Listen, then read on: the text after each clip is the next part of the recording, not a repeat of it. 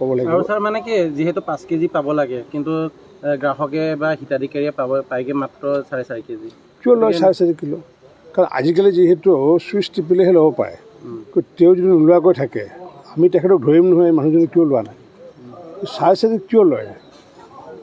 তেখেতৰ দোষ আছে, যোনে লয় তেখেতৰ দোষ আছে। কাৰণ আমি যিহেতু এটা মেচিন ছিষ্টেম কৰিছোঁ, যদি সকলো মানুহে যদি নলয়, যেতিয়া আমাৰ ফুড এণ্ড চিভিল চাপ্লাই ক'ব যে আপোনাৰ 100টা পৰিয়ালৰ কাৰ্ড আছিলে, কাৰণ আমি যিহেতু অন্ন সেৱাৰ দিন ঠিক কৰিছোঁ 1ৰ পৰা 10 তাৰিখ, 10 তাৰিখ যেতিয়া পাৰ হ'বগৈ তেতিয়া হাহাকাৰ লাগি যাব। তাক 11 তাৰিখে ধৰিব নহয় ফুড এণ্ড চিভিল চাপ্লাই যে আপুনি 10 তাৰিখ পাৰ হৈ গ'ল, আপোনাৰ তাত কিয় চাউলখিনি লোৱা নাই।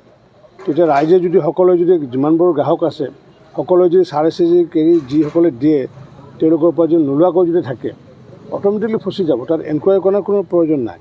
নহয় ছাৰ, যিখিনি চাউল দিয়ে গ্ৰাহকক, সেই চাউলখিনি যিখিনি বেয়া আহে সেইখিনি গ্ৰাহকৰ লগতে থাকে, কিন্তু ৰিটাৰ্ণ কোনো আমি দেখাই নাই। আৰু চাউল আপোনাৰ চাউল এনেকৈ আপুনি মোহাৰি দিলে গুড়ি হৈ পিঠাগুড়ি হৈ যায়, প্লাষ্টিক টাইপৰ চাউল আহে। নাই নাই, এইটো প্লাষ্টিক চাইবৰ এই কথাটো এটা নাই উপঙিব। এইটো ভাল কিছুমান তাত যেনেকুৱাকৈ এটা উদাহৰণ মই কৈ আছোঁ। আগতে নিমখ খাইছিলোঁ আমি প্ৰায় 30 বছৰ ধৰি দেখিছোঁ নিমখৰ লগত আমি আয়ডিন মিহলাই দিওঁ, আৰু সেইটো নাম হৈছে আয়ডাইজ চল্ট।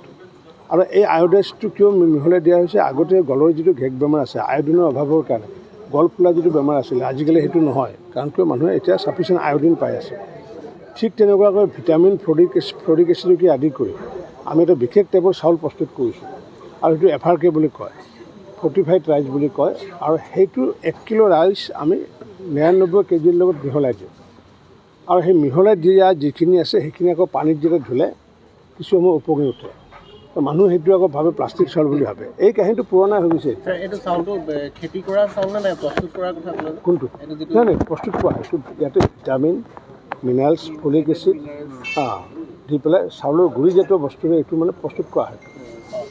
ঠিক আছে, এইটো বাহিৰৰ পৰা ক'ব লাগিব। আৰু স্যাৰ মানে কি যেহেতু 5 কেজি পাব লাগে কিন্তু গ্ৰাহকে বা হিতাধিকাৰীয়ে পাইগে মাত্ৰ 4.5 কেজি। কিয় লয় 4.5 কিলো?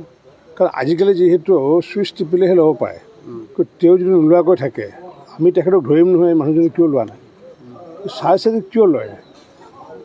তেখেতৰ দোষ আছে, যোনে লয় তেখেতৰ দোষ আছে। কাৰণ আমি যিহেতু এটা মেচিন ছিষ্টেম কৰিছোঁ, যদি সকলো মানুহে যদি নলয়, যেতিয়া আমাৰ ফুড এণ্ড চিভিল চাপ্লাই ক'ব যে আপোনাৰ 100টা পৰিয়ালৰ কাৰ্ড আছিলে, কাৰণ আমি যিহেতু অন্ন সেৱাৰ দিন ঠিক কৰিছোঁ 1ৰ পৰা 10 তাৰিখ, 10 তাৰিখ যেতিয়া পাৰ হ'বগৈ তেতিয়া হাহাকাৰ লাগি যাব। তাক 11 তাৰিখে ধৰিব নহয় ফুড এণ্ড চিভিল চাপ্লাই যে আপুনি 10 তাৰিখ পাৰ হৈ গ'ল, আপোনাৰ তাত কিয় চাউলখিনি লোৱা নাই। তেতিয়া ৰাইজে যদি সকলোৱে যদি যিমানবোৰ গ্ৰাহক আছে সকলোৱে যদি 4.5 কেজি যিসকলে দিয়ে তেওঁলোকৰ পৰা যদি নোলোৱাকৈ যদি থাকে অট'মেটিকলি ফচি যাব। তাত এনকুৱাৰী কৰাৰ কোনো প্ৰয়োজন নাই। নহয় ছাৰ, যিখিনি চাউল দিয়ে গ্ৰাহকক, সেই চাউলখিনি যিখিনি বেয়া আহে সেইখিনি গ্ৰাহকৰ লগতে থাকে, কিন্তু ৰিটাৰ্ণ কোনো আমি দেখাই নাই। আৰু চাউল আপোনাৰ চাউল এনেকৈ আপুনি মোহাৰি দিলে গুড়ি হৈ পিঠাগুড়ি হৈ যায়, প্লাষ্টিক টাইপৰ চাউল আহে। নাই এইটো প্লাষ্টিক চাইবৰ এই কথাটো এটা নাই উপঙিব। এইটো ভাল কিছুমান তাত যেনেকুৱাকৈ এটা উদাহৰণ মই কৈ আছোঁ। আগতে নিমখ খাইছিলোঁ আমি প্ৰায় 30 বছৰ ধৰি দেখিছোঁ নিমখৰ লগত আমি আয়ডিন মিহলাই দিওঁ, আৰু সেইটো নাম হৈছে আয়ডাইজ চল্ট। আৰু এই আয়ডাইজটো কিয় মিহলাই দিয়া হৈছে, আগতে গলৰ যিটো ঘেক বেমাৰ আছে আয়ডিনৰ অভাৱৰ কাৰণে গল ফুলা যিটো বেমাৰ আছিলে, আজিকালি সেইটো নহয়। কাৰণ কিয় মানুহে এতিয়া ছাফিচিয়েণ্ট আয়ডিন পাই আছে।